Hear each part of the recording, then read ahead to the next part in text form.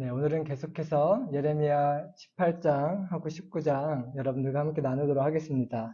예레미야서는 계속해서 이스라엘을 향한, 남유다를 향한 하나님의 심판의 메시지를 예레미야가 계속 선포하고 있습니다.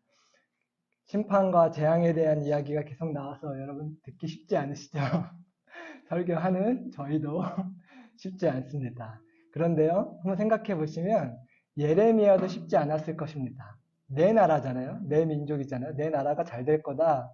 내 나라가 부흥할 거다가 아니라 하나님이 우리나라를 심판하실 거다. 우리가 이제 포로로 잡혀갈 거다라는 그 비극적인 메시지를 선포해야 되는 예레미야의 마음도 쉽지 않았을 것입니다. 그래서 그런지 오늘 18장은요. 백성들을 향해 예레미야가 설교를 하는 것이 아니라 예레미야에게 하나님의 메시지를 주시는 내용으로 시작합니다. 어떤 내용인지 같이 한 절 한 절 보도록 하겠습니다. 예레미야 18장은 펴주시고요. 눈으로만 따라와 주시고 제가 읽겠습니다.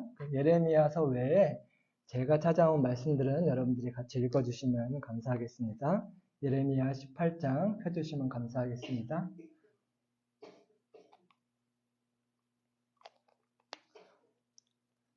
1절, 2절 제가 읽겠습니다. 여호와께로부터 예레미야에게 임한 말씀에 이르시되 너는 일어나 토기장이의 집으로 내려가라. 내가 거기에서 내 말을 네게 들려주리라 하시기로. 하나님께서 예레미야에게 들려주시고 싶은 말씀이 있어서 예레미야에게 토기장이의 집으로 내려가라고 말씀해 주시고 있습니다. 지난주에도 봤지만 하나님께서 예레미야에게 시청각 교육을 잘 활용하세요. 그것이 더 단순히 말로만 메시지를 전해주는 것보다 효과적으로 잘 기억이 되기 때문에 오늘도 또 시청각 교육을 위해서 토기장이의 집으로 한번 가봐라. 이렇게 말씀하셨습니다. 3절. 그래서 갔습니다. 내가 토기장이의 집으로 내려가서 본즉 그가 롱로로 일을 하는데 롱로란 단어를 혹시 아시나요? 저는 처음 들어봐서 사전을 찾아봤습니다. 별거 아니에요. 토기장이가 토기를 만들 때 쓰는 빙글빙글 돌아가는 있죠? 여러분들 아마 사랑과 영혼을 떠올리실까봐 떠올리지 마시라고 제가 중동 지방에서 사용하는 토기장이의 롱로를 찾아왔습니다. 이렇게 현대식 물레라고 표현할게요. 쉽게 저희가 아는 현대식 물레는 발로 이렇게 밟으면 혹은 전동으로 자동으로 돌아가는데 옛날에는 잘 보이신지 모르겠지만 이렇게 오른발로 지금 뭐라 그러죠? 수동으로 돌리고 있습니다. 수동으로 돌리면서 저렇게 토기장이가 그릇을 만드는 저 원형 원반을 농로라고 한답니다. 한국말이 참 어렵습니다. 4절 그 진흙으로 만든 그릇이 토기장이의 손에서 터짐에 그가 그것으로 자기 의견에 좋은 대로 다른 그릇을 만들더라. 그 토기장이가 그릇을 만들다가 자기가 원하는 자기 마음에 드는 형상이 나오지 않고 이렇게 그럼 터트리죠. 이렇게 무너뜨리고 다시 자기가 원하는 모양을 만들고 있는 것을 예레미야가 지금 지켜보고 있습니다. 그건 당연한 거죠. 만드는 사람이 의미대로 내가 원하는 형상을 만드는 것은 당연한 일입니다. 5절 그것을 보고 있을 그때의 여호와의 말씀이 내게 임하여 이르시되 6절 여호와의 말씀이니라 이스라엘 족속아 이 토기장이가 하는 것 같이 내가 능히 너희에게 행하지 못하겠느냐 이스라엘 족속아 진흙이 토기장이의 손에 있음 같이 너희가 내 손에 있느니라. 예레미야가 토기장이가 그릇을 부수고 다시 만들고 부수고 다시 만드는 걸 보면서 그것에 대해서 전혀 반문하지 않았습니다. 당연하게 토기장의 주요 권한이기 때문입니다. 이와 같이 우리의 창조주 대신 하나님께서도요, 하나님의 나라들을, 모든 나라들을 하나님이 원하시는 뜻대로 세우실 수 있고, 뽑으실 수 있고, 파괴하실 수 있고, 다시 세우실 수 있는 권한이 있으십니다. 그분은 창조주시기 때문입니다. 그리고 하나님의 모든 나라들은 마찬가지고요. 더더욱 하나님의 백성인 이스라엘을 하나님의 뜻대로 만드실 수 있는 권한은 하나님께 더더욱 있으십니다. 그 이사야서 64장 8절에도 다음과 같은 말씀이 있는데요. 제가 한번 같이 읽어보도록 하겠습니다. 시작. 여호와여 주는 우리 아버지시니이다. 우리는 진을 위로 주는 토기장이시니 우리는 다 주의 손으로 지으신 것이다. 아멘. 저희는 잊으면 안 되겠습니다. 저희는 대단한 사람들이 아니라 그냥 진흙에 불과한 하나님께서 진흙으로 만드신 하나님의 형상을 닮은 사람이지만 원래는 진흙일 뿐인 사람입니다. 하지만 하나님 아버지께서 토기장이 되셔서 저희를 하나님의 형상대로 지어주셨고 만들어가고 계시는 과정에 있습니다. 이스라엘뿐만 아니라 저희 모두는 하나님의 손으로 직접 창조하신 하나님의 피조물이죠. 하지만 하나님이 내 인생을 내 마음대로가 아닌 그분의 뜻대로 마음대로 주무르신다고 생각하면 썩 기분이 좋진 않습니다. 솔직히. 근데 분명히 예레미야는 토기장이가 부수고 다시 만드는 걸 보면서 마땅하다, 당연하다, 어떤 의문도 들지 않았을 것입니다. 그런데 하나님이 우리나라를, 하나님이 내 인생을 마음대로 세웠다가 무너뜨렸다가 세웠다가 하신다는 거 하면은 저희는 솔직한 마음으로 이렇게 거부감이 드는 것을 인정하지 않을 수 없습니다. 하지만 저희가 잘 알다시피 진흙은 토기장이에게 반문할 수 있는 권리가 없습니다. 바울도 그것을 잘 알고 있어서 이 예레미야 18장의 말씀을 기억하면서 로마서에서 다음과 같이 저희에게 말해주고 있습니다. 하나님의 절대 주권에 대한 바울의 선포를 저희가 같이 읽어보도록 하겠습니다. 시작. 사람아 내가 누구에게 가만히 하나님께 반문하느냐. 지혜를 받은 물건이 지은 자에게 어찌 나를 이같이 만들었느냐 말하느냐. 토기장이가 안심하므로 나는 귀 있을 그릇을 하나는 천 있을 그릇을 만들 권한이 있느냐. 아멘. 그래서 하나님께서는요, 저희를 하나님의 뜻대로 만드실 권한이 있으신 토기장이신 것을 믿으시기 바랍니다. 7절, 8절 계속 보겠습니다. 내가 어느 민족이나 국가를 뽑거나 부수거나 멸하려 할 때에 만일 내가 말한 그 민족이 그의 악에서 돌이키면 내가 그에게 내리기로 생각하였던 재앙에 대하여 뜻을 돌이키겠고. 하지만 하나님께 저희가 반문하지 않고 그분의 뜻을 신뢰할 수 있는 이유가 있습니다. 하나님께서 한 나라의 흥망성쇠를 결정하실 때에 하나님 마음대로 하시는 것이 아니라 하나님의 뜻은, 하나님의 판단은 항상 옳고 공의롭고 정의롭기 때문입니다. 여기 7절, 8절에서 보시면요. 악한 나라를 심판하시기 전에 먼저 오래 참고 기다리시는 하나님의 성품을 알 수 있습니다. 그리고 하나님이 오래 참고 기다리시는 중에 혹시 그 나라가 회개하면 하나님께서는 정하셨던 그 뜻을 돌이키사 재앙을 내리지 아니하시는 공의로우신 분, 정의로우신 분, 신실하신 분, 실수가 없고 공평하신 분이라는 것을 저희는 믿어야 할 것입니다. 하나님께서요, 아브라함에게 가나안 땅을 아브라함의 자손들에게 주시겠다고 약속하셨습니다. 그게 아주 옛날 일이죠. 하지만 그 땅에는요, 그 당시에 가나안 족속이 살고 있었습니다. 비어있는 땅을 약속의 땅으로 주신 것이 아니었습니다. 근데 그들이 아무 잘못도 없는데 하나님께서 착한 사람들을 내쫓아서 자기 백성에게 마음대로 주시는 그런 불공평한 악한 분이 절대 아니라는 것을 저희는 기억해야 합니다. 그들의 죄를요, 가나안 족속이 타락하자 그들의 죄를 이스라엘이라는 나라를 들어서 심판하시는 것이 하나님의 뜻 중에 하나였습니다. 그런데요, 아브라함에게 네 자손에게 이 가나안 땅을 주겠다고 약속하신 그때는요, 아직 가나안 땅의 족속들의 죄가 가득 차지 않았을 때였습니다. 그래서 하나님이 기다려라. 네가 약 400년 뒤에 4대 만에 너희 자손들이 이 땅을 차지할 거다. 내가 지금 너에게 약속한 이 땅을 주지 아니하는 이유는 아직 그들의 죄가 가득 차지 않았기 때문이다.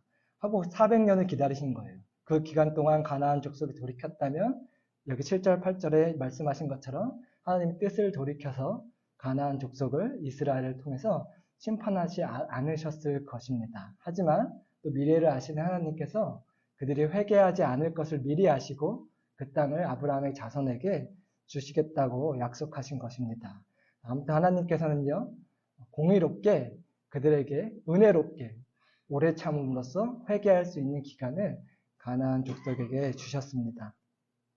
9절, 10절 내가 또 어느 민족이나 국가를 건설하거나 심으려 할 때에 만일 그들이 나 보기에 악한 것을 행하여 내 목소리를 청종하지 아니하면 내가 그에게 유익하게 하리라고 한 복에 대하여 뜻을 돌이키리라. 어떤 민족을 잘되게 해주시려고 하다가 어떤 나라를 세우시려고 하다가 이스라엘을 예로 들면 좋겠죠. 이스라엘을 하나님의 백성으로 세우시려고 작정하셨을지라도 이스라엘이 하나님을 떠나서 악을 행하고 죄악 가운데 빠지면 뜻을 돌이키사 그 계획을 변경하신 하나님이라는 것을 저희는 또 알 수 있습니다. 그래서 가나안 땅 대신에 그 땅에 심으신 하나님의 백성 이스라엘이 타락하고 하나님을 떠나자 동일한 기준으로 가나안 족속을 심판하셨던 동일한 공의의 정의의 기준으로 공평하게 이번엔 자기 백성이라고 할지라도 이스라엘도 또 바벨론이라는 나라를 통해서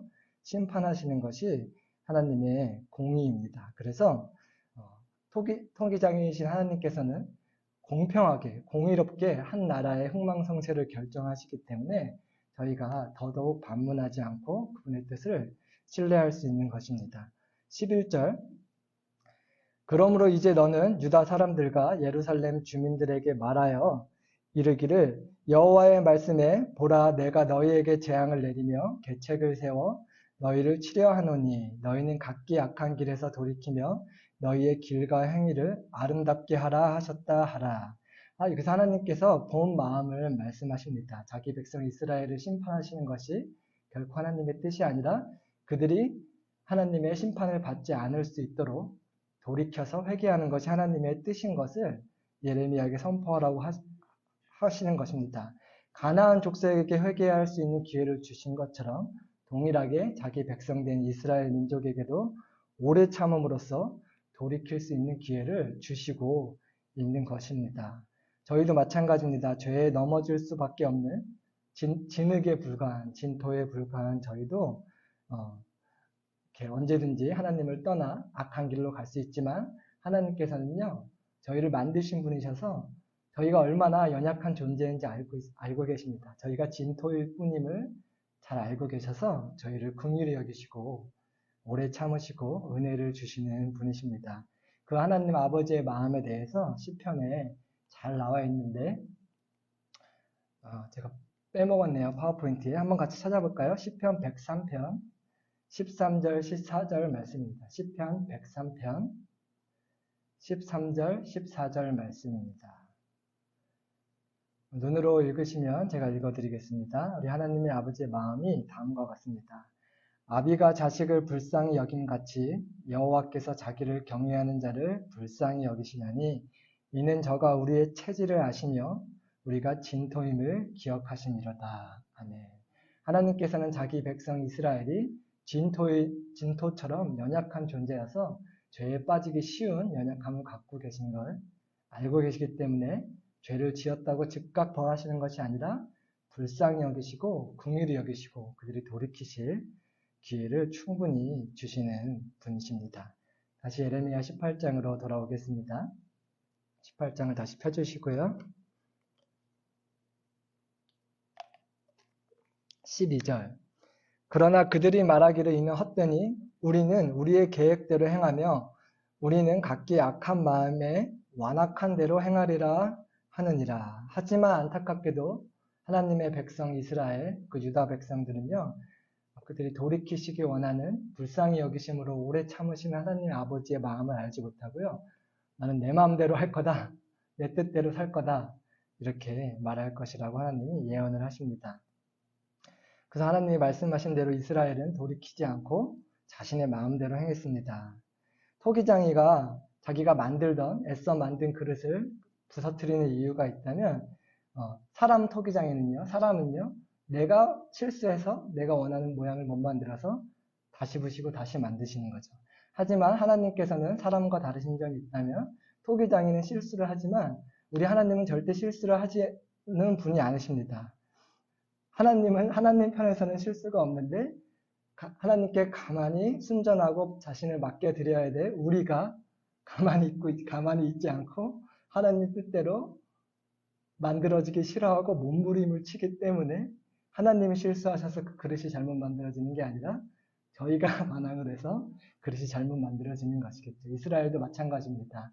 하나님이 온전하지 않으셔서 그 그릇이 잘못 만들어진 것이 아니라 이스라엘이 순종하지 않았습니다. 하나님의 뜻에 내 자신을 맡기지 않고 우리나라를 하나님의 뜻대로 만들어주세요 하지 않고 저희는 저희 뜻대로 하겠습니다. 저희는 저희가 섬기고 싶은 신을 섬기겠습니다.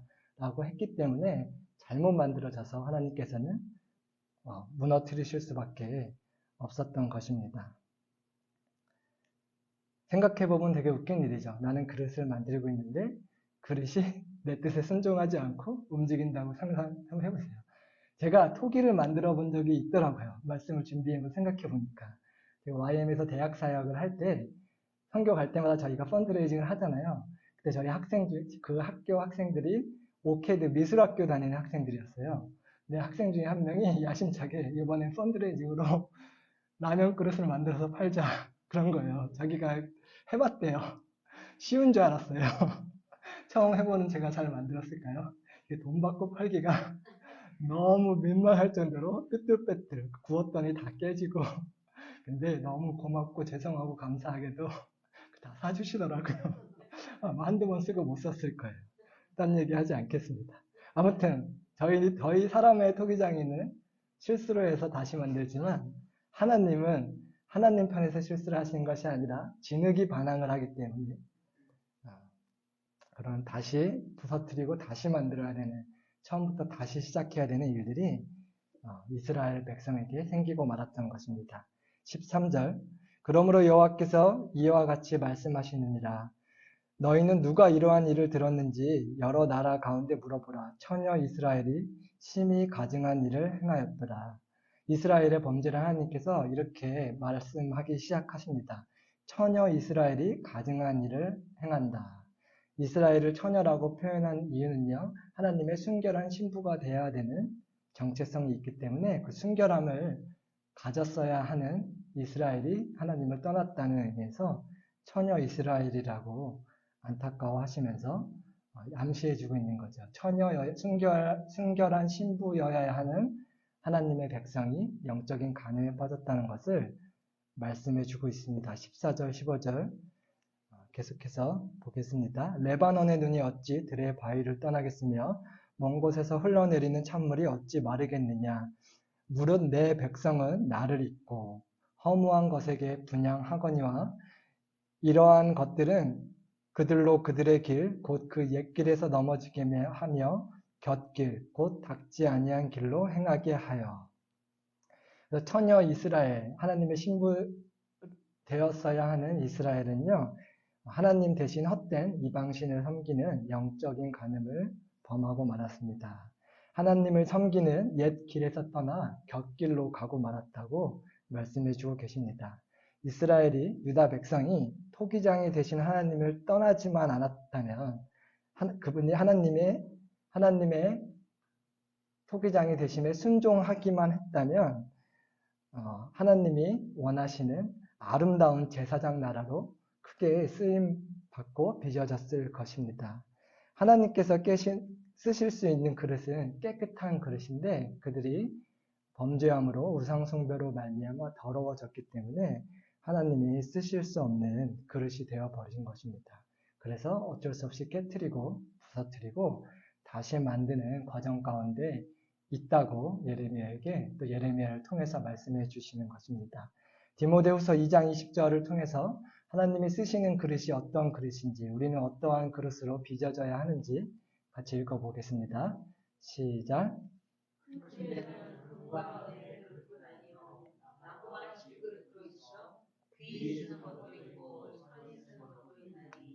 누구든지 이런 것에서 자기를 깨끗하게 하면 귀히 쓰는 그릇이 되어 거룩하고 주인의 수임에 합당하며 모든 사람에게 예비함이 되리라. 아멘. 하나님께서 쓰시는 하나님께 크게 쓰임받는 그릇이 되고 싶으시면요. 실력이 뛰어난 사람이 되는 것이 아니라 거룩한 그릇, 깨끗한 그릇이 되기를 소망하시는 저와 여러분이 되기를 소원합니다. 16절 그들의 땅으로 두려움과 영원한 웃음거리가 되게 하리니 그리로 지나는 자마다 놀라서 그의 머리를 흔들리라. 하나님께 심판받고 멸망당한 이스라엘을 보고요. 주변 나라들이 조롱할 것이라고 안타까운 말씀을 해주고 계십니다. 17절. 내가 그들의 원수 앞에서 흩어버리기를 동풍으로 함같이 할 것이며 그들의 재난의 날에는 내가 그들에게 등을 보이고 얼굴을 보이지 아니하리라. 이스라엘의 원수되었던 남유다의 원수되었던 바벨론에 의해서 심판을 받게 될 것을 하나님께서 예언해 주고 계십니다. 그들은 하나님의 말씀이 선포된 지 얼마 지나지 않아 가까운 미래에 그들의 원수 바벨론에 의해서 완전히 함락당하고 멸망당하고 포로로 잡혀가고 남은 자들은 나라를 잃고 흩어지게 된 것을 저희는 기억하고 있습니다. 18절. 그들이 말하기를 오라 우리가 꾀를 내어 이제 백성들이 말하는 겁니다. 예레미야의 선포한 말씀을 들은 백성들이 이와 같이 말합니다. 아 우리가 돌이켜야겠구나 하면 좋았을 것을 그렇게 하지 않고 그들이 말하기를 우리가 꾀를 내어 예레미야를 치자 제사장에게서 율법이 지혜로운 자에게서 책략이 선지자에게서의 말씀이 끊어지지 아니할 것이니 오라 우리가 혀로 그를 치고 그의 어떤 말에도 주의하지 말자 하나이다. 조금 헷갈리시죠? 이게 무슨 말이냐면요. 너만 선지자가 예레미야밖에 없냐? 우리 다른 제사장 많다. 다른 선지자 많다. 다른 선지자들도 하나님의 말씀을 우리에게 대언해 줄 거다. 저 듣기 싫은 말 하는 우리 민족이 망할 것이라는 포로로 잡혀갈 거라는 심판당할 거라는 듣기 싫은 말 하는 예레미야를 죽이자. 그 예레미야의 말을 듣지 말자. 이렇게 반응하고 있는 안타까운 모습을 볼 수 있습니다. 19절 계속 말합니다. 그래서 예레미야가 자기를 죽이려는 백성들의 계획을 알고 너무 화가 나서 하나님께 너무나도 솔직하고 적나라하고 정직한 기도를 올려드리고 있습니다. 저희가 배울 점은 있는 것 같아요. 저희 이렇게 우리 마음을 중심을 하시는 하나님 앞에 화가 났는데도 화나지 않은 척하고 가면을 쓰는 것이 아니라 힘든데도 괜찮다고 마음을 터놓지 않는 것이 아니라 예레미야는요 정말 정직하고 솔직하게 자기의 속마음을 너무 정직하게 있는 그대로 하나님께 쏟아붓고 있습니다. 선지자가 이런 기도를 해도 되나 싶을 정도의 기도예요. 제가 읽어드리겠습니다. 19절 20절 여호와여 나를 돌아보사 나와 더불어 다투는 그들의 목소리를 들어보옵소서. 어찌 악으로 선을 갚으리까마는 그래야 되는 건 마땅하지만 그들이 나의 생명을 해하려고 구덩이를 팠나이다. 내가 주의 분노를 그들에게서 돌이키려 하고 주의 앞에 서서 그들을 위하여 유익한 말을 한 것을 기억하소서. 뒤에 예레미야의 좀 더 솔직한 기도가 나오는데 그래서 예레미야는 이렇게 자기의 억울함을 하나님께 호소하면서 기도를 시작하고 있습니다. 예레미야가 잘못한 게 없죠. 우리 민족이 심판을 받지 않기 위해서 돌이키게 하기 위해서 잘되게 하기 위해서 하나님의 심판의 메시지를 선포한 건데 지금 예레미야를 죽이려고 구덩이를 파놓고 기다리고 있다고 합니다. 하나님께서는 왜 예레미야에게 이런 시험을 허락하셨을까요? 하나님 죄라고는 하나님이 전하라고 한 말씀을 선포한 죄밖에 없는데 그 죄가 없는 거죠. 예레미야를 하나님의 형상으로 빚으시기 위해서 예레미야가 잘못해서 예레미야에게 시험을 내리시고 있는 것이 아니라 예레미야를 좀 더 하나님의 형상으로 빚어가시기 위한 과정이라는 것을 저희는 알 수 있습니다. 계속해서 예레미야의 기도를 다음 절에 보면요. 이 당시에 젊은 청년이었던 예레미야는 아직 하나님의 마음을 잘 알지 못하는 하나님께 크게 쓰임받고 있지만 하나님의 말씀은 잘 대언하고 있지만 그분의 마음은 아직 많이 담지 못한 장성한 분량이 아직은 자라지 못한 상태였다는 것을 다음 기도를 보면 알 수 있습니다. 읽어드리겠습니다. 그러하온즉 그들의 자녀를 기근에 내어주시며 지금 자기 말 안 들었다고 자기 죽이려 한다고 우리 백성들을 위해서 지금 저주하고 있는 거예요. 그들의 자녀를 기근에 내어주시며 그들을 칼의 세력에 넘기시며 지금 바벨론 백성을 위해서 저주하고 있는 게 아닙니다. 내 백성을 저주하고 있는 거예요. 그들의 아내들은 자녀를 잃고 과부가 되며 그 장정은 죽음을 당하며 그 청년은 전장에서 칼을 맞게 하시며 주께서 군대로 갑자기 그들에게 이르게 하사 그들의 집에서 부르짖음이 들리게 하옵소서. 이게 선지자가 이런 기도를 해도 되나 싶죠. 그냥 쟤네는 답이 없습니다. 싹 쓸어버리세요. 그냥 이렇게 지금 얘기하고 있는 거예요. 내 나라인데, 내 가족인데, 내 지인들인데, 내 친척들인데. 그래서 그 이유가 뭐냐면 그들이 하나님의 말씀을 듣지 않았습니다가 아니에요. 그들이 나를 잡으려고 구덩이를 팠습니다. 그들이 내 발을 빠뜨리려고 올무를 놓았습니다. 감히 선지자인 나에게 지금 너희를 도와주려고 하는 나를 죽이려고 했으니 저 은혜를 모르는 놈들 싹 다 죽여주세요. 이런 너무나도 정직하고 솔직한 기도를 하고 있습니다. 23절 여호와여 그들이 나를 죽이려 하는 계략을 주께서 다 아시오니 그 악을 사하지 마옵소서. 그들의 죄를 주의 목전에서 지우지 마시고 그들을 주 앞에 넘어지게 하시되 주께서 노하시는 때에 이같이 그들에게 행하옵소서 하니라. 이것을 통해서요 너무 중요한 것을 제가 묵상하게 되었습니다. 예레미야는요 실력은 출중했습니다. 이 당시에 하나님 어떤 실력이요? 하나님의 음성을 듣는 실력, 그리고 하나님께서 말씀하신 음성을 가감없이 선포하는, 설교하는 실력은 출중했습니다. 근데 더 중요한, 아직 하나님의 마음을 충분히 담지 못하는, 아직은 하나님의 형상대로 빚어가고 있는 과정이 있는 것을 보게 됐습니다. 실력보다 중요한 게 하나님의 마음을 아는 것. 실력 있는 그릇이 되는 것보다 더 중요한 게 하나님의 마음을 닮은 거룩한 그릇, 깨끗한 그릇이 되는 것임을 저와 여러분들은 기억했으면 좋겠습니다. 근데 그래서 예레미야가 아직은 예수님을 닮지 않았어요. 구약에서 가장 예수님을 닮은 선지자라고 하는데 닮아가는 과정 중에 있지만 예수님이 하신 기도와 사뭇 다른 게 아니라 정반대되는 것임을 저희는 알 수 있습니다. 저희 예수님은 어떻게 기도하셨죠? 십자가에서 그분을 못 박는 자들을 위해서 저들을 죄를 용서하소서. 저들은 저들의 하는 일을 알지 못합니다. 이렇게 기도했습니다. 예수님이니까 그러실 수 있겠지라고 생각할 수 있습니다. 아니에요. 스데반도 똑같이 기도했어요. 스데반도 젊은 나이에 신교당할 때 다니서 몇 살인지 제가 정확히 알지 못하지만 예수님의 마음을 잘 알아서 예수님하고 똑같은 기도를 했습니다. 자기를 돌로 치는 사람들을 위해서 저들의 죄를 저들에게 돌리지 마옵소서. 저와 여러분이 이렇게 예수님의 마음을 아는, 하나님의 음성을 잘 듣는 거 중요합니다. 하나님의 음성을 잘 듣고 선포하는 거 중요합니다. 하지만 은사보다 중요한 것이 하나님의 성품을 담는 것임을 믿습니다.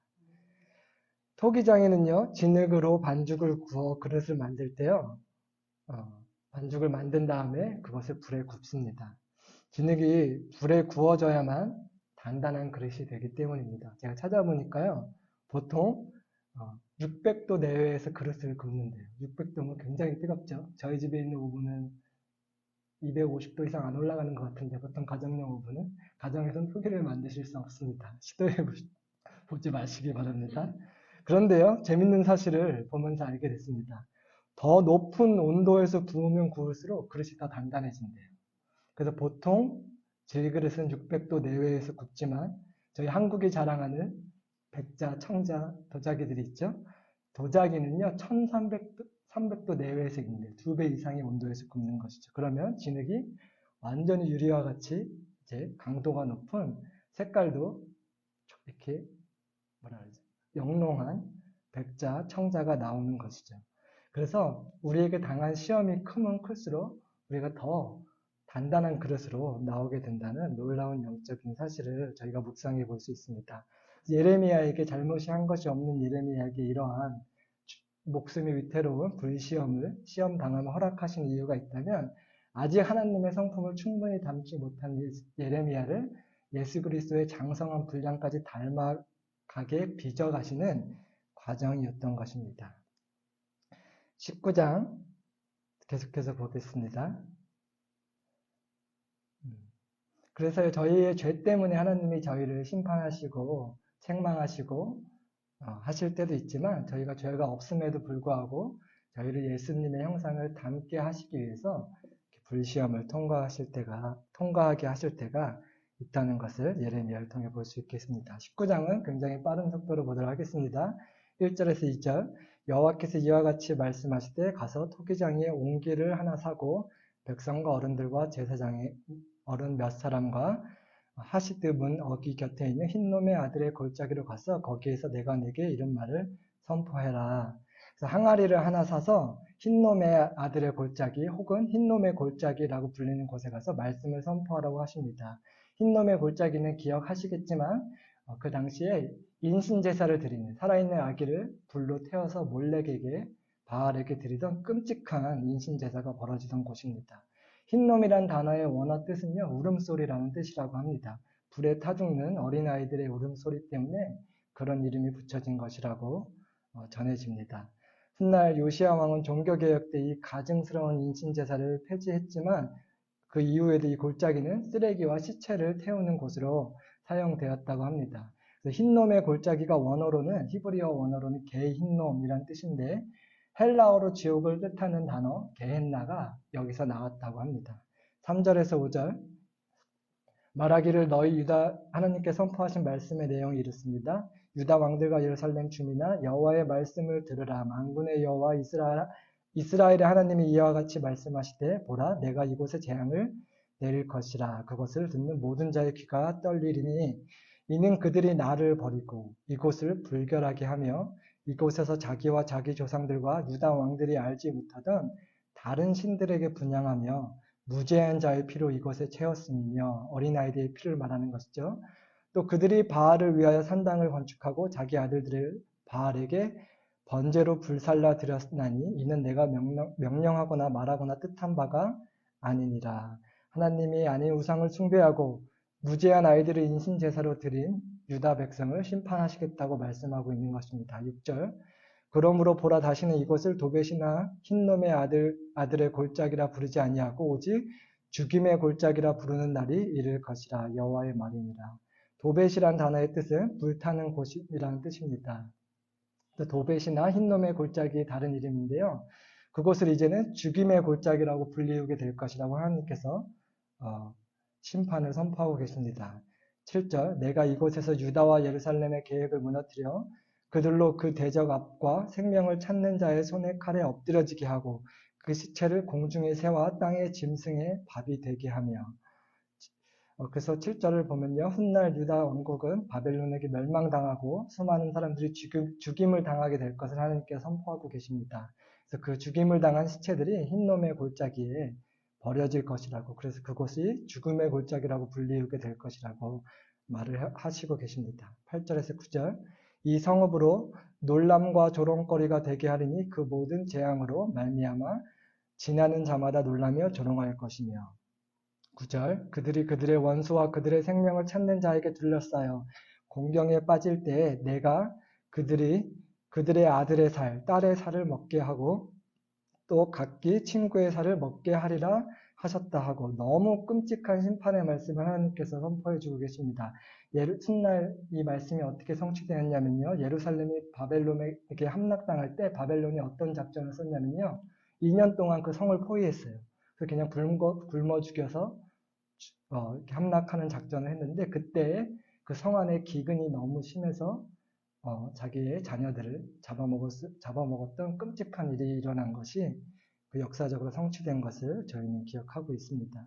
10절에서 12절 너는 함께 가는 자의 목전에서 그 옹기를 깨뜨리고 그들에게 이르기를 만군의 여호와께서 이와 같이 말씀하시되 사람이 토기장이의 그릇을 한번 깨뜨리면 다시 완전하게 할 수 없나니 이와 같이 내가 이 백성과 이 성읍을 무너뜨리리니 도벳에 매장할 자리가 없을 만큼 매장하리라.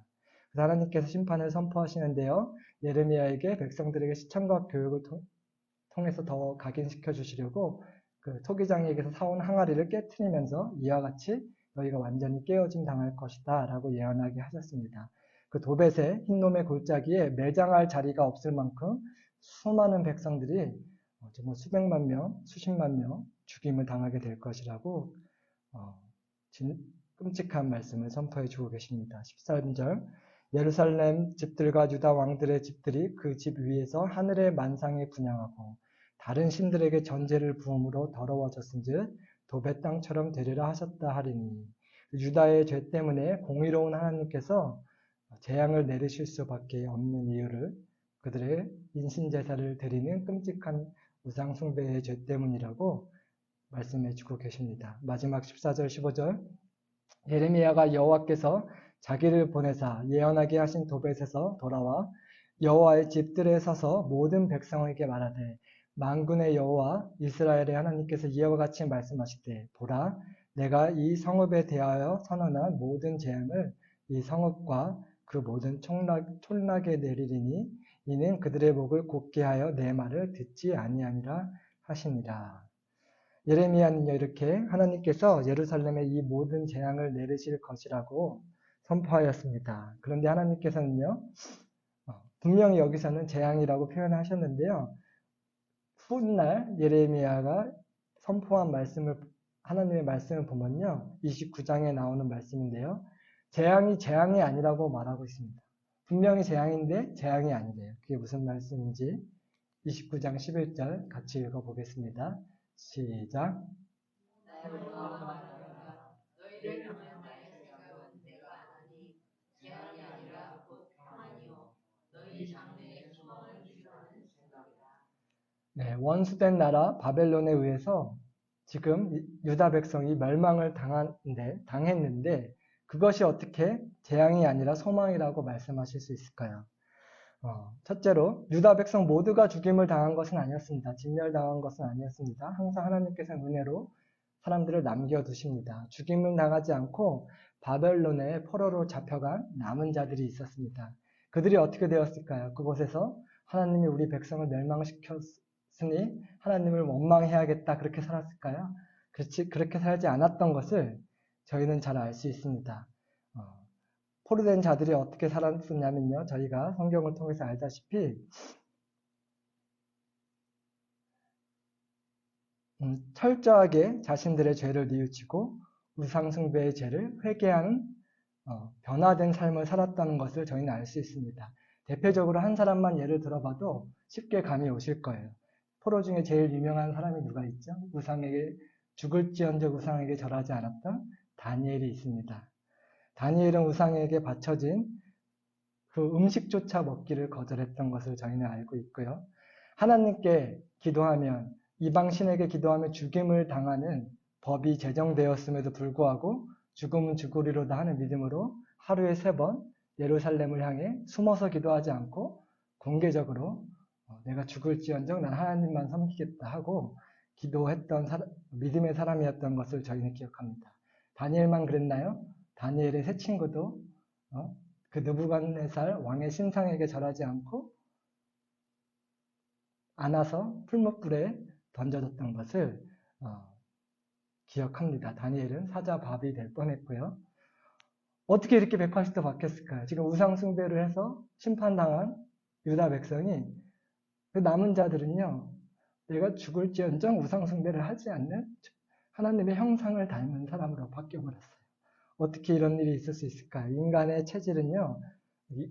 저희도 다 마찬가지로 연약한 진흙에 불과합니다. 하지만 하나님께서는요. 연약한 우리를요. 하나님의 백성으로 하나님의 형상으로 능히 만드실 수 있는 토기장이신 것을 믿으시기 바랍니다. 하나님께서는 우상숭배에 빠져있던 유다 백성들을요. 생명보다 하나님을 더 사랑하는 사람으로 빚으셨습니다. 예루살렘이 부서지고 깨어진 것은요.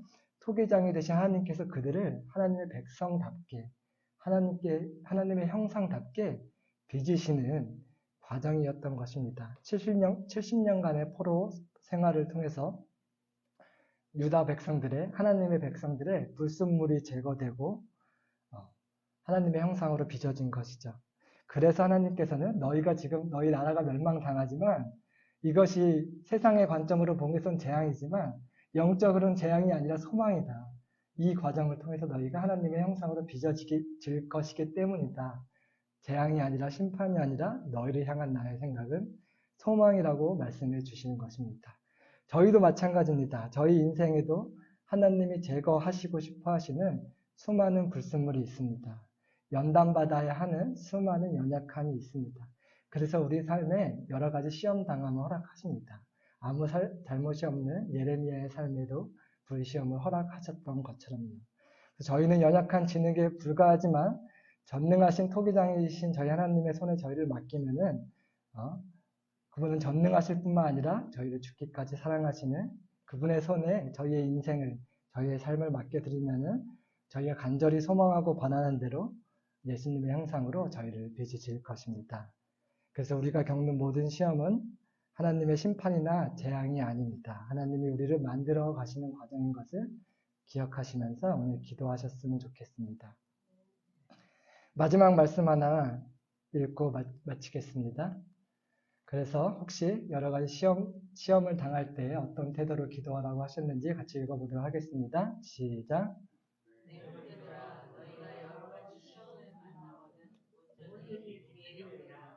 이는 너희 믿음의 시련이 인내를 만들어내는 줄 너희가 압니다. 아멘.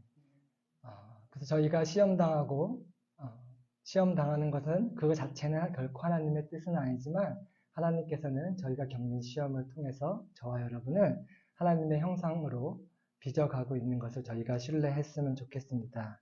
그래서 여러 가지 시험을 당하고 있는 저희 교인들을 위해서, 주변 사람들을 위해서 같이 중보기도하는 시간을 가졌으면 좋겠습니다. 생각나게 하시는 여러 가정들이 있겠지만 특별히 육체의 질병으로 고통당하고 있는, 시험당하고 있는 가정들을 위해서 기도했으면 좋겠습니다. 저희가 계속해서 기도하고 있는